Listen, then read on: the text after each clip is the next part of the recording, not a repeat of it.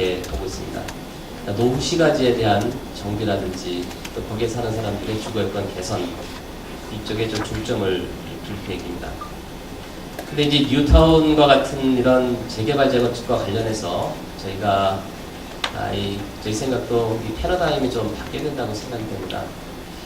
그동안에는 첫 번째로 이제 민간 조합들이 개발이익을 갖고 지금까지는 이 아파트 노후주택을 철거하고 아파트를 지어서 개량하는 쪽으로 좀 나갔는데, 앞으로는 이 시장이 안정되면서 이러한 종전의 이 메커니즘이 작동이 잘 안 되고 있습니다. 지금 당장 뉴타운이 차질을 빚는 것도 결국 이것을 신규 분양을 하더라도 이익이 남지 않기 때문에 결국 이 사업이 추진이 안 되고 있는 이런 구조이기 때문에, 앞으로는 이 부분에 있어서는 정부나 공공 부분에서 민간 부분과 같이 가는, 결국 퍼블릭과 프라이빗이 파트너십을 해서 같이 가는 쪽으로 결국 좀 가야 될 거 아닌가. 공공의 역할과 지원이 좀 더 확대돼야 된다라는 측면이 하나가 있고요.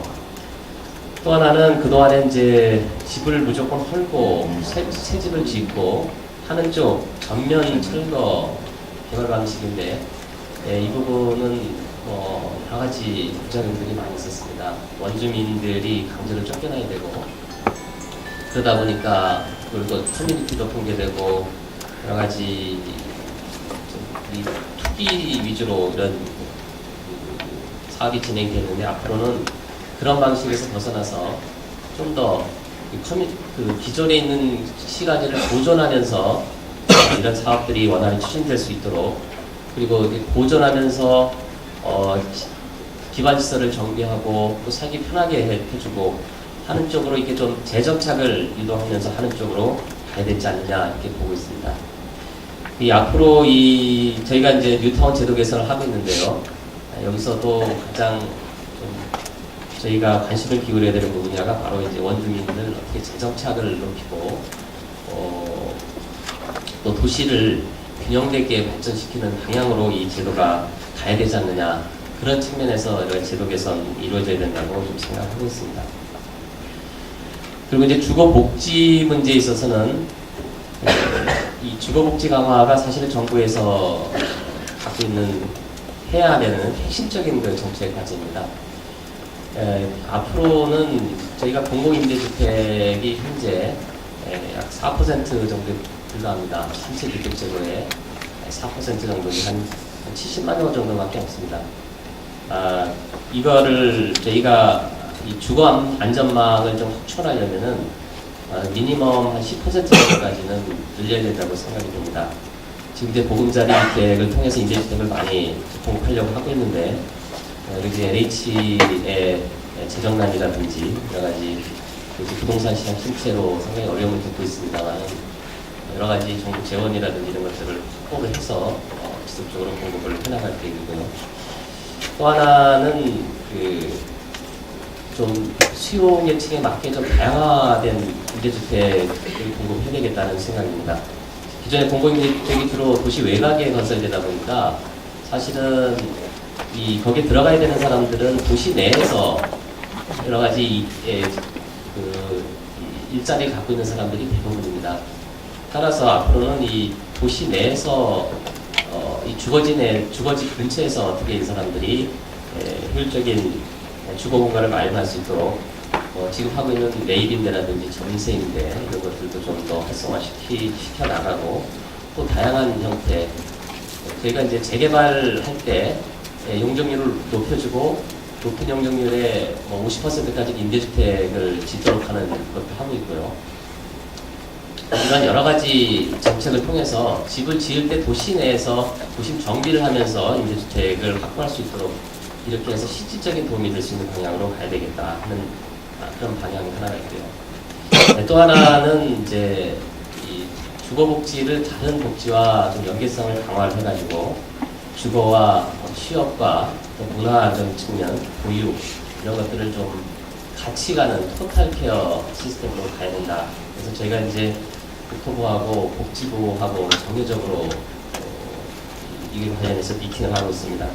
과거에는 사실은 이제 부처가 나눠 각각 그 업무가 저희는 주로 건설 쪽이고 복지 서비스를 이제 제공하는 그런 쪽으로 나눠져 있어가지고 연결이 잘 안 됐는데 앞으로는 이제 부처 간의 이런 협조라든지 이런 걸 통해서 많이 좀 개선하려고 하고 있습니다. 또 하나는 이제 이 특수계층의 주거복지 문제들이 계속 나오고 있습니다.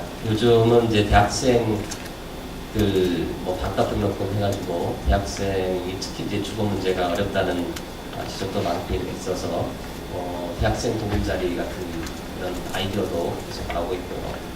또 노인 계층이라든지 또 장애인들 이렇게 해서 그 특별한 케어가 필요한 계층들에 대해서는 그에 맞는 복지 정책이 좀 있어야 되겠다는 생각이 듭니다. 그리고 이제 끝으로 이제 미래주택 분야에 있어서는 저희가 이제 역점적으로 하는 것이 이제 그린홈 분야입니다. 에너지 절감, 에너지 절감형 주택을 좀 지어서 이 CO2 배출이 가장 많은 분야 중에 하나가 이 주택 분야랍니다. 그래서 주택 분야의 에너지 절감을 할 수 있는 여러 가지 지금 사업을 하고 있는데 대표적인 것이 우리나라에서는 집을 신축주택을 지을 때 에너지를 20% 이상 절감하는 설계를 통해서 짓도록 하고 있고요. 그리고 이제 금년에는 실제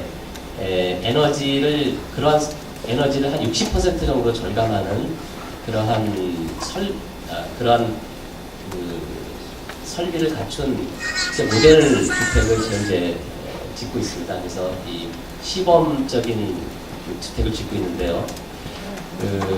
저희가 현재 여러 가지 아이디어 공모도 실시를 하고 있습니다.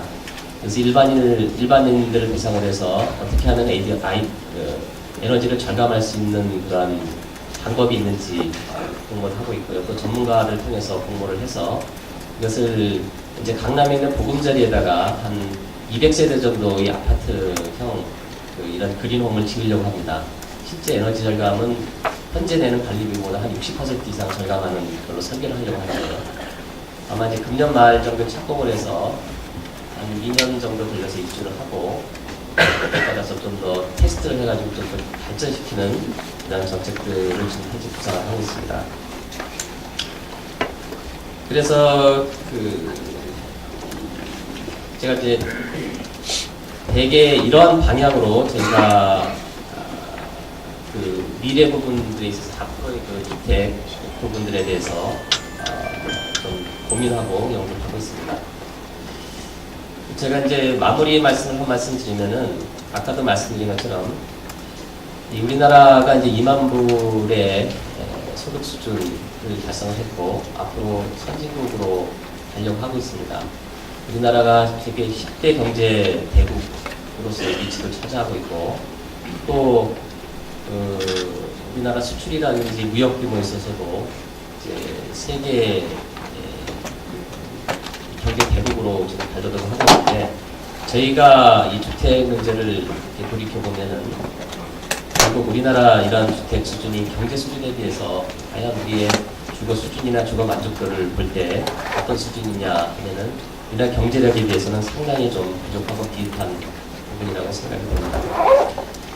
제가 며칠 전에 이제 유럽의 주택 시장을 견학할 기회가 있어서 다녀왔습니다. 그걸 보면서 느낀 것은 굉장히 이제 서구 유럽은 오랫동안 이제 이런 여러 가지 주택 부분에 대한 투자도 많이 하고 또 노력도 많이 한 결과겠지만은 굉장히 전반적인 이제 주택의 질이라든지 주거 수준이 굉장히 높은 것을 보고 왔습니다. 상당히 굉장히 한편으로는 부럽기도 하고 한편으로는 우리가 또 해야 될 일이 많지 않느냐 이런 생각을 하고 있습니다. 특히 이제 주택이라는 것이 모든 사람들이 최소한의 주거 수준을 유지해야 되고 또 그 속에서 모든 것들이 이루어지는 가장 중요한 그릇이기 때문에 이 주택은 어떤 분야보다도 더 가장 중요시하고 또 우선시해야 된다고 생각이 듭니다. 그래서 저희가 우리가 우리가 미래에 우리가 주택 분야가 더욱더 분발하고 또 발전해야 된다고 생각을 하고요. 이런 분야에서 여러 가지 다양한 정책적인 아이디어라든지 또 많은 연구 결과가 이루어져가지고 앞으로 이런 분야가 진짜 우리가 주거 선진국이 될 수 있도록 저희도 열심히 좀 노력을 하겠습니다. 많이 도와주시길 부탁드리겠습니다. 고맙습니다.